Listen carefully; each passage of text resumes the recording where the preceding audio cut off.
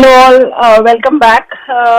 We are well into the podcast now, and we have coming up a very important, interesting session. I'd like to introduce Latika Taneja from Mastercard. Welcome, Latika. We also have with us Tabrez Ahmed, Group Director, Government Affairs and Public Policy at Dell Technologies. Welcome, Tabrez.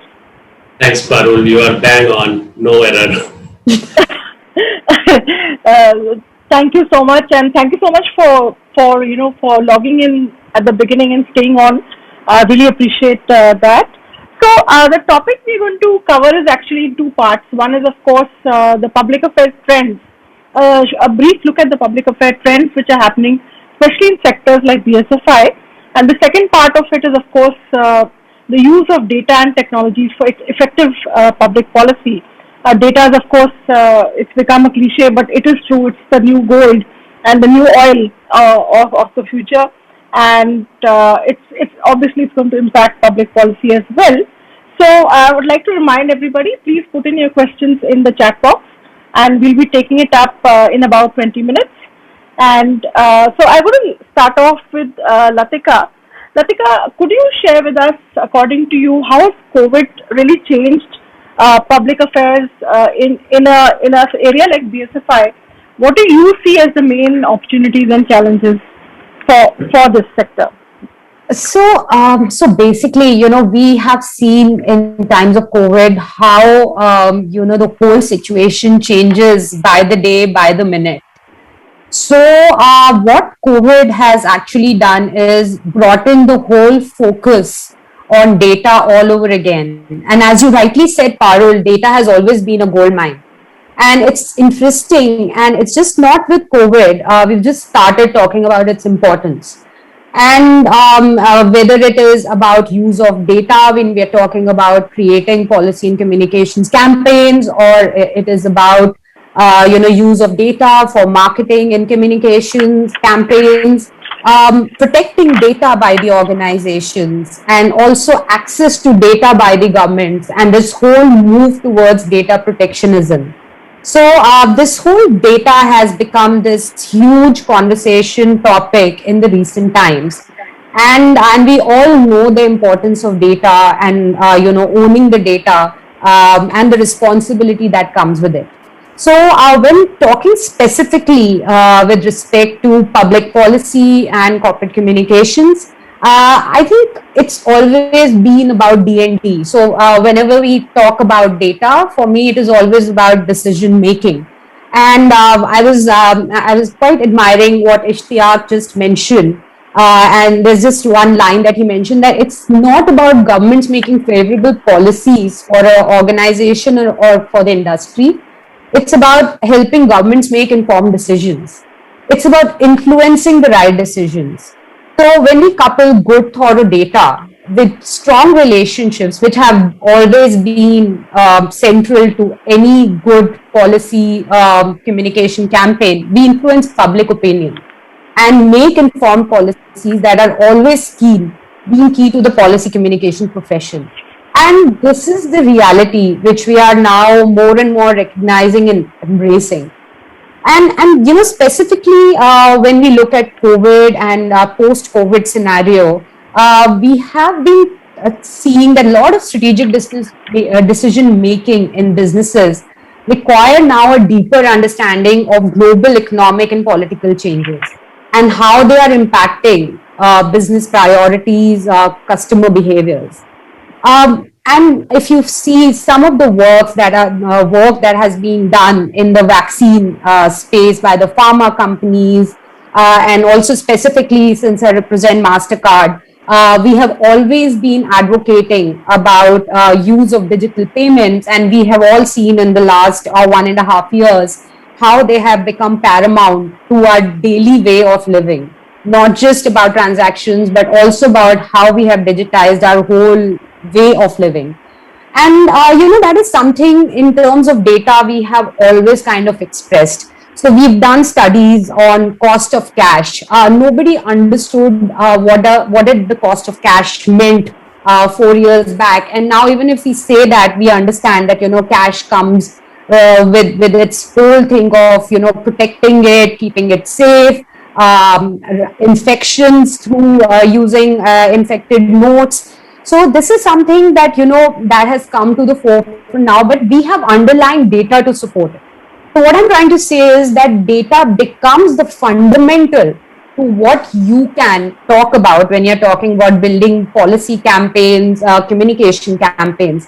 And I would like to cite an example of even like 15 years back. I was representing an insurance company, and we talked about this whole India protection quotient and how the insurance sector from the policy perspective has to be liberalized for each and one of us as an Indian citizen to be insured and to have our families have that cushion of support, financial support, if something happens to us. And now we're seeing how, that has kind of talk about health insurance, talk about life insurance, how, it is so important for our very existence and peace of mind. And that is something that, we've been talking about as the India protection quotient. So if there's anything that the pandemic has taught us, it's that things change quickly, dramatically. And what data has helped business be ready is to be helped with those big and small changes, and also providing us direction to adopt. And in a nutshell, good trustworthy data bolsters our own confidence. When we go out and meet the stakeholders, when we meet the policy makers, it helps us, provide a kind of counsel for making good policy decisions. And in my personal, experience, policymakers and legislators listen more closely to reliable data analytics. Everybody loves numbers, be it our CEOs, business leaders. And if one is able to do that, it definitely establishes and deepens the relationships that are based on trust. Thank you so much, Ratika. And I think the example of the insurance sector was very pertinent, given that the opening up of that sector has been extremely controversial and debated, whether it's health insurance or other parts of that. So thank you for that insight, and I'd like to go over now to Tabriz and get his views on another aspect of data and public policy. Tabriz, Dell has worked a lot with MSMEs and small sector organizations to look at data inclusiveness and data equity, even in areas of access to health data. Could you share with us how did data itself support this advocacy for Dell? So we have been working as individual company and also as a member company of NASSCOM and CII. There are multiple initiatives over a period of time we have been part of. Some of the challenges which MSME really struggle, that can be solved through data. But the challenge is that micro and small enterprises do not have the know-how, the digital infrastructure, or the asset to really manage. What we have realized is that generally MSMEs are in a cluster, and in cluster there is some kind of grouping in terms of association, in terms of center of excellence and things like that. If government start playing very active role here, things can radically change. For example, what are the challenges they face? They face typically about the information, market information. Now, not in India, but I work with our counterpart in other geographies also. In Europe particularly, they are doing something very interesting, that the retail data is connected with the hub of MSMEs. When they are manufacturing, the lead time to manufacture is reduced. Their planning manufacturing process is improved, and many other aspects are better off. We are not doing in India right now. We are thinking about it, how we can do it, but some of the work which is already happening and government is doing, let me talk about that part. So for example, the impact of COVID, the very negative impact of COVID, government is really looking at big data in terms of PF. If PF is not submitted, immediately they know what is the employment scenario, GST return, and these are all big data. So that's helping ministries both central and state, because there are concurrent responsibilities to come up with new set of, and I feel personally, this is my personal opinion, that instead of credit we need to look at bailout now. Okay, so the credit, the initial intervention by Ministry of Finance should now change into bailout. Okay, so some of the other MSME sectors like food, processed food particularly, garment industry, these are very much dependent on supply chain and things like that. So the supply chain, there are a lot of scope for using big data and bringing good policies to support. But the key will be the cluster level, the aggregation, put it together in some way so that per unit cost is coming down, and then it will be successful. Thank you so much, Tabriz. I think the point that you mentioned about large data and how it can virtually solve any issue, but small organizations need a lot of hand-holding to make use of and implement that data effectively. So coming to Latika as a follow-up from what Tabriz has said, I mean, by its very nature, data collection and data evaluation and tabulation can be controversial, and it is controversial. So given that, keeping that in mind, what should corporates, especially in the BFSI and tech sector like Dell and MasterCard, what should be prioritized to ensure the ethics of the use of data?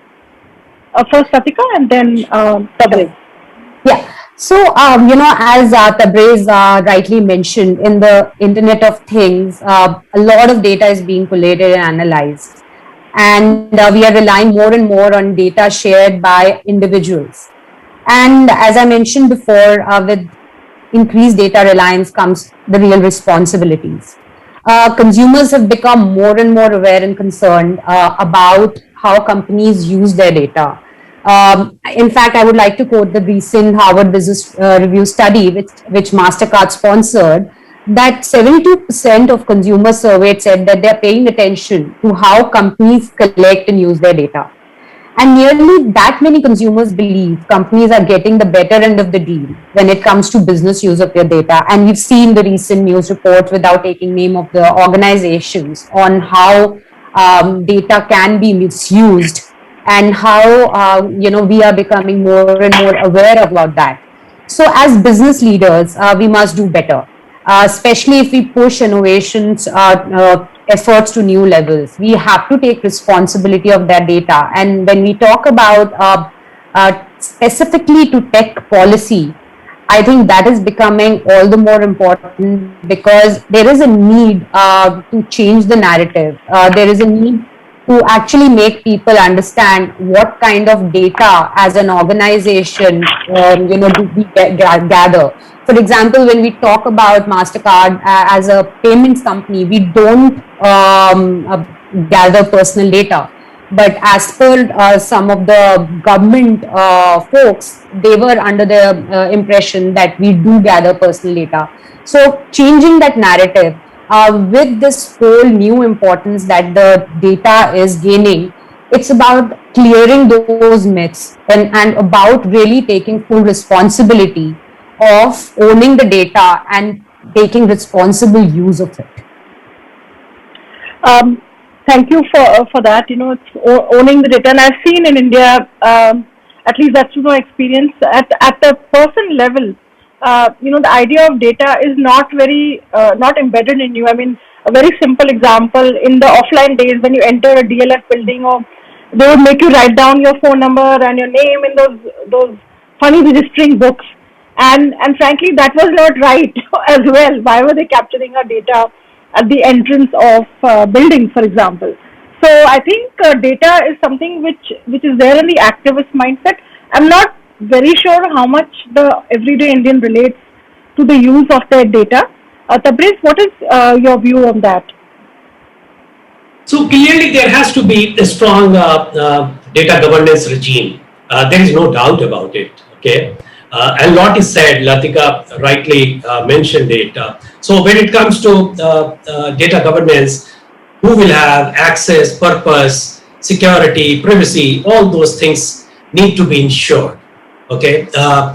But having said that, let me bring in my personal opinion here. Okay, it has nothing to do with Dell, so I'm giving this, rider in the beginning. I feel personally that going forward, gradually, the moment we create higher value for data, okay, my data is used and it's a higher value for me, more willingness will be there for people to give data, okay. And this will be, I worked for healthcare for some time, 3 years. It will be very important for healthcare. Okay, I don't mind, for example, if I get the value, if my parameters are, collected, analyzed. Of course, there will be a data governance regime. It should not be free for all. But I don't mind readily giving, because the value which intrinsic value which I will be getting back is much higher. And same things apply, I feel, even today when it comes to really, value. Okay, and I'm again saying assured is the data governance regime. We have to, as a stakeholder, government, industry, NGOs, patient group or customer group, whatever, consumer group, whatever is there, media, all have to play a very important role here to really shape up for next 10 years. Okay, what I struggle always is that we need to look for what is going to happen in next 10 years, 15 years, like that. Health and data, health will be all data, all information and analysis of that. So that's my personal opinion. But anyway, thanks for that question.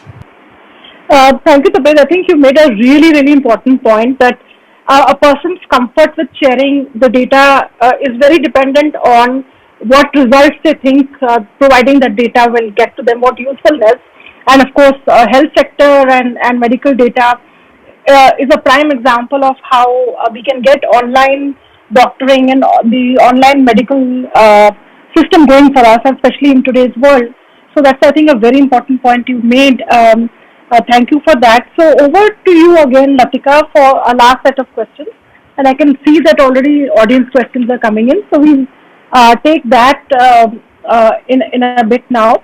So from what I understand from what Latika and Tabriz, what you are saying also is that data, which I think is something everybody knows, has become more of a vertical integration. It's no longer data as a separate sector, but data is like, it's the core foundation of virtually every sector now and every area of life. So given the kind of presence of data, do you think that the policy making is evolving fast enough? Clearly, it has not evolved fast enough in many areas, and there is a sudden rush of policy making in certain areas for what we've seen in the social media of late. So according to you, what is a good pace for policy making for this? Of course, I'm putting you both a little bit on a spot. I'm sorry for that. But it would be good to know about from you all that what kind of engagement is required for effective database policy making. Liz, you want to go first? I can modify the question. Sorry, I thought you are going first. That's why I kept myself on mute. Okay. No. Yeah, so that's right.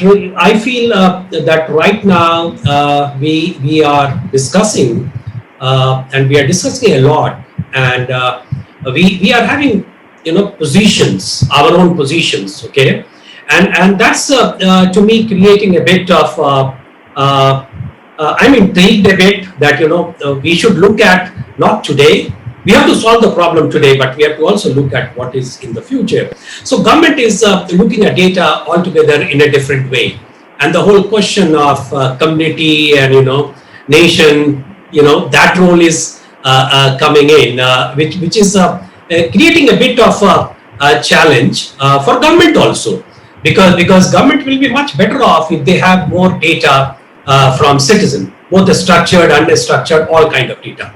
Because without data, I feel one of the big problems we are having in India on policy making is lack of data. I will give you one or two examples, which is on the extreme a bit, but to make my point very clear. So tax-related litigation really bothers me. State government so quick in putting things rather than solving tax related dispute. It goes into different level of litigation. Okay, it's a huge cost, time wise and money wise, for the corporation, and it also creates a kind of issue from the investors' trust in India. It creates a huge amount of business, ease of doing business in India, all those, okay? And there is not much analysis. It should be data driven, that what is the percentage of litigation results into, for example, government winning it. If you look at the data, you will be surprised. Being a lawyer, I know some data around it. So that's a challenge for government also. So we have to come together, as Ishtaq was also pointing in first session, that how all stakeholders come together and really look at it in collaborative manner. That's my thought. And I'm a futuristic kind of person. I always look at that part which I was explaining earlier. I am a firm believer on that. So let me stop here. Over to you. Yeah, so, just to bring the conversation with respect to, data and what changes for us in the policy space, I feel certain aspects of policy communications do not change, even in this digital, data-rich environment. The successful public policy outreach efforts will always demand having the direct outreach, the right relationships, understanding the complex process of the government and the thinking on the other side. And when I say thinking, I talk about policymakers, the government. And just to again bring in the point of what Ishtaq again said, that the interpersonal relationships, proactive rapport building is not going anywhere. But I think more and more as organizations, as policy folks, we have to think from the industry perspective rather than the corporate perspective. And that's where the whole data debate and the positioning, which also Tabraiz mentioned, is going to get clear, that we cannot be polarized at one lens, that, okay, this is the way it should be. We need to understand which way the industry has to move, what is important for various stakeholders, and reach a convergence integration of all these functions together. Because as you mentioned, Parul, data is all pervasive now. It's something which we cannot escape from. It's something which we cannot say that we can't deal with. So just like any other customer focused industry, what I feel is policy and communications have to adopt and, more and more innovate to understand this new universe of digital tools, data policies, and how do we guide our businesses to use them effectively, understand them. And what we will also see more and more is, and which we are seeing already, is a lot of topics and policies which were debated in closed doors have moved to social media sites and website forums. We've seen this whole, civic society activism coming in. There are interest groups which are gaining publicity, power, influence. So it's important, this whole thing of coalition building, which has become so important for public policy people. As we are seeing over the years, there is nothing called industrial relations anymore. Maybe in big manufacturing setups, right? But we have to take care of these coalitions, people of influence, and